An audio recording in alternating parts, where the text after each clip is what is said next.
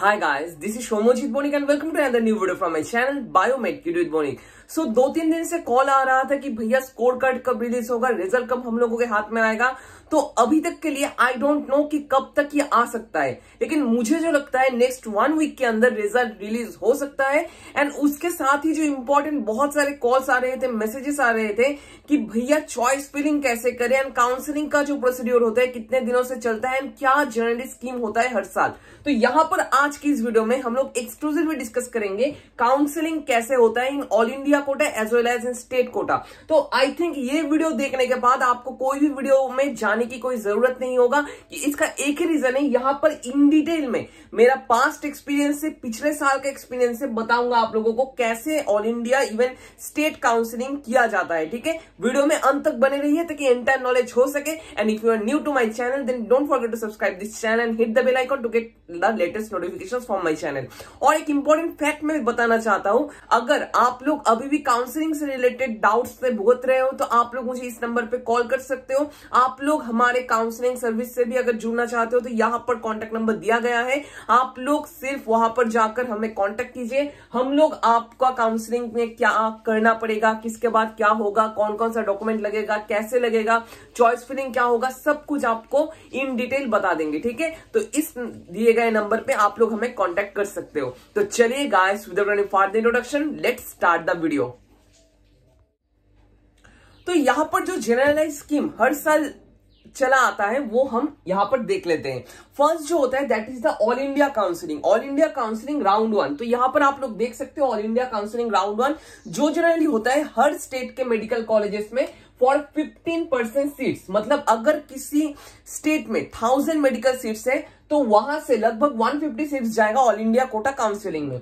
Round 1 हो जाता है फॉर 15% सीट्स। ठीक है, तो यहां पर ऑल इंडिया कोटा का राउंड 1 होने के बाद क्या होता है, स्टेट कोटा का राउंड 1 होता है। ठीक है, स्टेट कोटा का राउंड 1 किस लिए होता है, फॉर 85%। बचे कुछ जो सीट्स है वो जाता है 85% में। यहां पर एनआरआई कोटा इंक्लूडेड नहीं होता है। ठीक है, स्टेट का 85% सीट यहां पर बिलोंग होते हैं। ठीक है, ऑल इंडिया कोटा है, स्टेट कोटा 1 वीक के इंटरवल में होता है जनरली। एंड इन दोनों का जो सीट होता है ये कभी भी घुलता मिलता नहीं है। इंपॉर्टेंट फैक्ट को याद रखना, यहां से जो सीट्स बच जाता है वो आता है ऑल इंडिया कोटा राउंड 2 में। ये कभी भी स्टेट कोटा में इंक्लूड नहीं होता है, ये पॉइंट को याद रखना। ठीक है, ये हो गया हमारा state quota. All India quota round 1 के बाद आता है वो ऑल इंडिया कोटा राउंड 2 में। यहां पर ऑल इंडिया कोटा राउंड 1 में जो बचे कुछ सीट्स होते हैं वो ट्रांसफर हो जाते हैं ऑल इंडिया कोटा राउंड 2 में। And all India quota round 2 में फिर से आपका रजिस्ट्रेशन करना पड़ता है अगर आपने राउंड 1 में रजिस्ट्रेशन नहीं किया होता है। ठीक है, तो ये ऑल इंडिया कोटा राउंड 2 होने के बाद जो सीट्स बच जाते हैं वो जाते हैं all India quota mop up round में। ठीक है, वो जाते हैं all India quota mop up round में।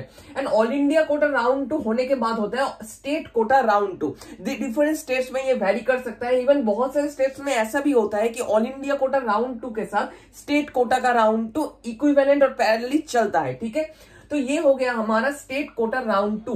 अब स्टेट कोटा राउंड 2 में सीट्स कहां से आते हैं, यहां पर स्टेट कोटा राउंड 1 में। ठीक है, स्टेट कोटा राउंड 1 में बहुत सारे ऐसे स्टूडेंट्स होते हैं जो लोग छोड़ देते हैं कॉलेज, वो सीट्स वैकेंट चले जाते हैं। फिजिकली हैंडीकैप्ड सीट्स भी वैकेंट चले जाते हैं एंड बहुत सारे कैटेगरीज का सीट यहाँ पर इंक्लूड होता है आकर। ठीक है, तो यहाँ पर जो वैकेंसीज रहते हैं इवन पीडब्ल्यूडी कैंडिडेट्स का बहुत सारे कैटेगरीज का जो वैकेंसीज रहते हैं वो सीट्स ट्रांसफर हो जाते हैं स्टेट कोटा राउंड 2 में। ठीक है, तो स्टेट कोटा राउंड 2 में जो अपग्रेडेशन आप लोग कर सकते हो, इवन बहुत सारे डेंटल स्टूडेंट्स मेडिकल कॉलेज में एंट्री ले सकते हो और एनरोल हो सकते हो। ठीक है, और आपका चांस हो भी सकता है स्टेट कोटा राउंड 2 में। तो स्टेट कोटा राउंड 2 के बाद जो सीट्स बचे कुछ रहते हैं वो ट्रांसफर हो जाते हैं state quota mop up round में। मॉप अप के बारे में 2-3 फैक्ट आपको जानना होगा जो मैं आपको इस वीडियो में ही बताऊंगा। And even all India quota round 2 के बाद जो all India quota mop up round होता है वो मॉप अप राउंड के बाद भी वो जो सीट्स बचे जाते हैं वो चले जाते हैं स्टेट कोटा मॉप अप में। यहाँ पर डिफरेंट प्राइवेट मेडिकल कॉलेजेस के सीट भी रहते हैं क्योंकि बहुत सारे प्राइवेट मेडिकल कॉलेज में मैनेजमेंट कोटा का सीट बहुत खाली जाते हैं। ठीक है, तो यहां पर जिन लोगों का फाइनेंशियल कंडीशन अच्छा है और इकोनॉमिक कंडीशन बहुत अच्छा है, जो अफोर्ड कर सकते हैं, वो लोग स्टेट मॉपअप के थ्रू डिफरेंट मेडिकल कॉलेजेस में मैनेजमेंट कोटा के through in private medical colleges में एडमिशन ले सकते हैं। तो यहां पर 2-3 फैक्ट मैं बताना चाहता हूं अकॉर्डिंग टू मॉपअप राउंड। ठीक है, mop up round state quota and all India Kota में जो मॉपअप राउंड होते हैं वहां पर जनरली जो गवर्नमेंट सीट्स होते हैं वो जनरली फिलअप नहीं होते, क्योंकि राउंड 1 राउंड 2 में ही सभी जगह का गवर्नमेंट मेडिकल कॉलेजेस फिलअप हो जाते हैं। लेकिन कोई कोई ऐसे स्टूडेंट्स होता है ना जिनका एम्स में हो जाता है, जिनका दूसरा कोई आईआईटी लग जाता है, तो वो लोग क्या करते हैं, मेडिकल कॉलेज में एडमिशन लेने के बाद वो लोग छोड़ देते हैं। इवन छोड़ने के बाद जो सीट्स बचे कुचे रहते हैं वहां पर मॉपअप राउंड हो सकता है। जनरली मेरे टाइम पे गवर्नमेंट मेडिकल कॉलेजेस में 3 से 4 सीट्स थे मॉपअप राउंड में इन गवर्नमेंट मेडिकल कॉलेजेस में। लेकिन रेस्पेक्टिवली जो प्राइवेट मेडिकल कॉलेजेस में मैनेजमेंट कोटा में बहुत सारे सीट्स बचे कुचे रहते ही रहते हैं, जो आपको पॉइंट को याद रखना होगा। तो अगर आप लोग स्टेट कोटा में और अगर आप लोग गवर्नमेंट एमबीबीएस सीट्स अप्लाई करना चाहते हो थ्रू मॉपअप राउंड, तो इसका प्रोबेबिलिटी बहुत ही लो होता है।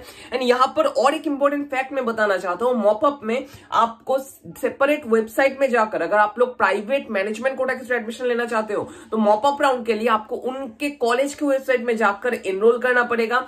इवन अगर आपने राउंड 1 एंड राउंड 2 में रजिस्ट्रेशन नहीं किया है तो wbmcc.nic.in के थ्रू आपको सेपरेट वेबसाइट में जाकर वहां पर एनरोल करना पड़ेगा। उसके बाद जो एलिजिबल कैंडिडेट्स होंगे उनका एक लिस्ट निकलेगा एंड आपको एक वेन्यू एंड टाइम दिया जाएगा जहां पर आपको फिजिकली प्रेजेंट रहना होगा with documentation and full bond. ठीक है, जो आपको रेडी करके रखना होगा। वहां पर आपका सिलेक्शन होगा, बड़े स्क्रीन के सामने आप लोगों को बैठाया जाएगा एंड किस कॉलेज में कितना सीट्स बाकी है, कौन सा कॉलेज में आप लोग जा सकते हो, ये आपको दिखाया जाएगा। एंड जिनका मार्क्स हाई रहेगा और जिनका रैंक लो रहेगा उनको ही उस पर्टिकुलर कॉलेज में एडमिशन मिल जाएगा। वहां पर डॉक्यूमेंटेशन ले लेंगे, जो बॉन्ड्स होता है वो भी ले लेंगे। इवन अगर प्राइवेट मेडिकल कॉलेज है तो वहां पर जो फीस होता है वो भी वो लोग उसी टाइम पे ले लेंगे। ठीक है, ये पॉइंट को याद रखना। एंड मॉपअप में और एक इंपॉर्टेंट फैक्ट, यहां पर कोई डोमिसाइल रूल काम नहीं करता है। डोमिसाइल A1 कहो, A2 कहो, B कहो, कोई भी डोमिसाइल रूल काम नहीं करता है। ये इंपॉर्टेंट फैक्ट है। अगर आप लोग वेस्ट बंगाल में बिलोंग करते हो लेकिन आप लोग कर्नाटक में, हरियाणा में जाना चाहते हो मॉपअप के थ्रू कोई प्राइवेट मेडिकल कॉलेज में मैनेजमेंट कोटा के थ्रू एडमिशन लेने के लिए, तो आप लोग उसके लिए एलिजिबल होंगे। Domicile rule is not applicable in mop up round. तो आई थिंक मॉपअप के बारे में आपका रफ एजम्पशन हो चुका है। एंड मॉपअप के बारे में और भी सेपरेट वीडियो लाऊंगा जहां पर और भी डिटेल्स में आप लोगों को बताऊंगा इस मॉपअप के बारे में। ठीक है, तो ये तो मॉपअप हो गया। तो इसके बाद क्वेश्चन आता है, भैया all India Kota, state quota में हम लोग कैसे रजिस्टर करेंगे, चॉइस फिलिंग कैसे करेंगे, इनको लेकर बता दीजिए। तो पहले आपको रजिस्ट्रेशन एंड फी पेमेंट करना पड़ेगा, मतलब mcc.nic.in। ठीक है, यहां पर लिख रहा हूं mcc और wbmcc। ठीक है, थोड़ा सा हैंडराइटिंग बुरा हो रहा है। एमसीसी और WBMCC ये जो है इन वेबसाइट में जाकर आपको रजिस्ट्रेशन एंड फी पेमेंट करना पड़ेगा। ऑनलाइन ही फी पेमेंट होगा। यहां पर एक इंपॉर्टेंट फैक्ट मैं बताना चाहता हूं, अगर आप लोग ऑल इंडिया कोटा में जाना चाहते हो, ऑल इंडिया कोटा राउंड 1 में पार्टिसिपेट करना चाहते हो, तो रजिस्ट्रेशन के टाइम पे आपको 10K और 10,000 रुपीज डिपॉजिट करना होगा। एंड स्टेट कोटा में अगर आप लोग जाना चाहते हो तो डिफरेंट स्टेट में वैरी कर सकता है, 2 to 5K आपको डिपॉजिट करना होगा। ठीक है, ये आपको इंपॉर्टेंट फैक्ट है। तो यहां पर और एक इंपॉर्टेंट फैक्ट मैं बताना चाहता हूं, ये जो रजिस्ट्रेशन फीस दिया जाता है ये रिफंडेबल है। क्यों, किस टाइम पे रिफंडेबल होगा? ये जो ऑल इंडिया कोटा का जो रजिस्ट्रेशन फीस है, मतलब 10K रुपीज, ये रिफंड हो सकता है। कैसे? अगर आपका स्टेट कोटा के थ्रू एडमिशन हो जाता है and all India quota round 1 में और राउंड 2 में किसी में भी मेडिकल कॉलेज अलॉटमेंट नहीं होता है, इवन मॉपअप में भी मेडिकल कॉलेज अलॉटमेंट नहीं होता है, तो ऑब्वियसली आपका जो 10K रुपीज आपने डिपॉजिट किया था और फी पेमेंट किया था वो आपको बैक हो जाएगा। कितने दिनों तक? 1 to 2 महीने के अंदर, 1 to 2 मंथ के अंदर आप लोगों का ये 10K रुपीज रिफंड हो जाएगा, जो आपको याद रखना होगा। ये मेरे टाइम पे भी हुआ था, मैंने भी ऑल इंडिया कोटा राउंड 1 में पार्टिसिपेट किया था, लेकिन अनफॉर्चुनेटली नहीं हुआ था, मेरा स्टेट कोटा के थ्रू हुआ था। ठीक है, तो ये एक इंपॉर्टेंट फैक्ट था जो आपको जानना जरूरी था। यहां पर रजिस्ट्रेशन फी पेमेंट हो गया, उसके बाद मेरिट लिस्ट। तो जिनका रजिस्ट्रेशन फी पेमेंट हो जाता है उनका एक मेरिट लिस्ट निकलता है, उनका रैंक निकलता है, ये ठीक है। वो होने के बाद चॉइस फिलिंग आप लोग ऑल इंडिया कोटा में, स्टेट कोटा में चॉइस फिलिंग कर सकते हो। जो सीक्वेंस बताया, पहले ऑल इंडिया कोटा होता है, स्टेट कोटा के लिए separate website WBMCC for West Bengal and different state के लिए डिफरेंट सेपरेट वेबसाइट में जाकर आपको फिर से रजिस्ट्रेशन करना पड़ेगा, जहां पर 2 to 5 रुपीज आपको देना पड़ेगा। ठीक है। तो चॉइस फिलिंग करने के बाद अलॉटमेंट एक रिजल्ट निकलता है। यहां पर दो इंपॉर्टेंट फैक्ट होता है, एक for all India Kota, second one is for the state quota. All India Kota में जो अलॉटमेंट रिजल्ट निकलता है, यहां पर दो ऑप्शंस होते हैं। अगर आपका हो जाता है, ठीक है, तो आपको दो ऑप्शंस दिया जाएगा। फर्स्ट वन वो अलॉटमेंट ले लेने के लिए, सेकंड वन वो अलॉटमेंट डिनाई करने के लिए। अगर आप लोग डिनाई कर देते हो तो you are eligible for state quota counselling, ठीक है। वो डिनाई अगर कर देते हो तो ये 10,000 रुपीज आपका रिफंड हो जाएगा। इवन आप लोग स्टेट कोटा में भी पार्टिसिपेट कर सकते हो। लेकिन अगर आप लोग अलॉटमेंट टेक कर लेते हो और ले लेते हो तो क्या होगा, आप लोग राउंड 2 में इन ऑल इंडिया कोटा इसमें एलिजिबल हो पाओगे, लेकिन आपका जो स्टेट कोटा रहेगा वो आप लोग एलिजिबल नहीं हो पाओगे। ये एक इंपॉर्टेंट फैक्ट है जो आपको जानना जरूरी है। अगर ऑल इंडिया कोटा के थ्रू अलॉटमेंट ले लेते हो तो आप लोग स्टेट कोटा के लिए इनएलिजिबल ठहराए जाओगे। ये एक इंपॉर्टेंट फैक्ट है। एंड अलॉटमेंट के बाद आपको फिजिकली वहां पर जाकर एडमिशन लेना पड़ेगा, सिग्नेचर करना पड़ेगा, बॉन्ड जमा देना पड़ेगा कॉलेज में, एक्सेट्रा एक्सेट्रा। राउंड 1 होने के बाद स्टेट कोटा का राउंड 1 होता है, जहां पर सेम सीक्वेंस रहता है, registration fees payment, merit list, यहाँ पर वेरिफिकेशन भी होता है, ठीक है। ऑनलाइन वेरिफिकेशन नहीं, फिजिकल वेरिफिकेशन होता है।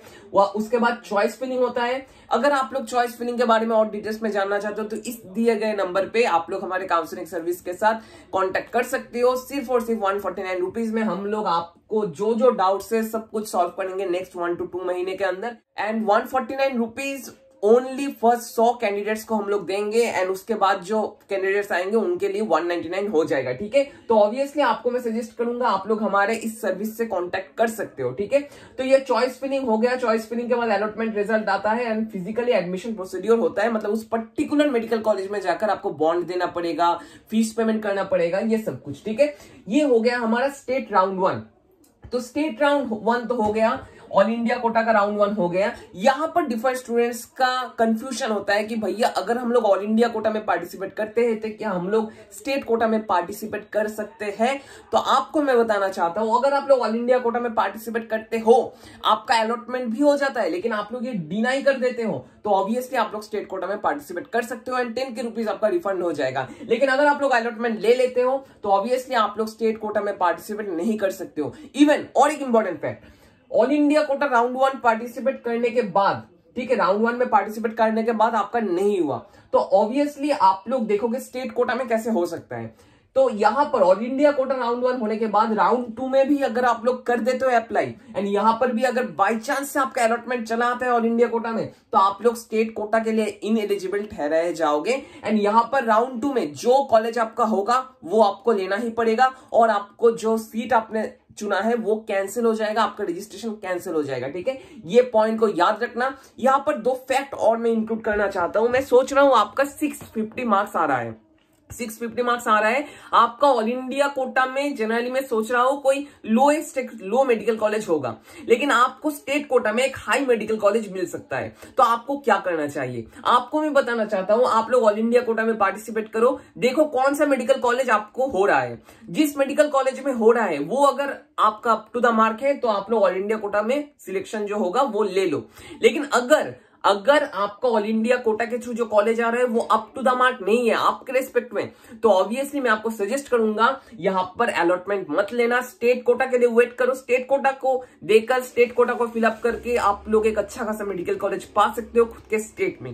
कैसे मेडिकल कॉलेज का चॉइस फिलिंग करना होगा, कैसे आप लोग सिलेक्ट कर सकते हो कौन सा मेडिकल कॉलेज अच्छा है और बुरा, वो नेक्स्ट वीडियोस में मैं आपको बताऊंगा। तो ये बहुत सारे डेटास एंड फैक्ट्स थे जो आपको जानना जरूरी था। एंड मॉपअप के बारे में और एक डिटेल वीडियो में बाद में लाऊंगा। एंड यहां पर बताना चाहता हूं, ये जो होगा स्टेट कोटा राउंड 1 में जो लोग कॉलेज में एंट्री ले लेते हो, अलॉटमेंट ले लेते हो, वो लोग राउंड 2 में भी पार्टिसिपेट कर सकते हो फॉर अपग्रेडेशन। जैसे मेरा फर्स्ट हुआ था रामपुरहाट मेडिकल कॉलेज में, लेकिन उसके बाद मैंने अपग्रेड करके लिया था डायमंड हार्बर। मेरा मालदा, मुर्शिदाबाद, मेदिनीपुर हो जाता, लेकिन मैंने लिया था डायमंड हार्बर, ठीक है। तो यहां पर स्टेट कोटा राउंड 2 हो गया। राउंड 2 में आप लोग पार्टिसिपेट कर सकते हो। जो सीट्स बचे हुए रहेंगे वो जाएगा स्टेट कोटा मॉपअप में। एंड जो मैंने बताया ऑल इंडिया कोटा राउंड 2 में जो बचे कुछ सीट्स होंगे वो मॉपअप में जाएंगे। एंड मॉपअप के बाद वो जाएंगे फिर से स्टेट मॉपअप में, जहां पर आपको फिजिकली रहकर काउंसलिंग प्रोसीड्योर में पार्टिसिपेट करना पड़ेगा। ये था हमारा एंटायर वीडियो। इससे रिलेटेड बहुत सारे फैक्ट्स और मैं रिकैपिचुलेट करना चाहता हूं। चैनल के साथ जुड़े रहिए, क्योंकि मॉपअप का जो वीडियो है वो आएगा कल परसों। इसके बाद जो होगा all India Kota and state quota का जो डिफरेंस होता है, क्या मेन डिफरेंस होता है, कितना फंड रिफंड होता है, एक्सेट्रा एक्सेट्रा लेकर और एक वीडियो लाऊंगा मैं।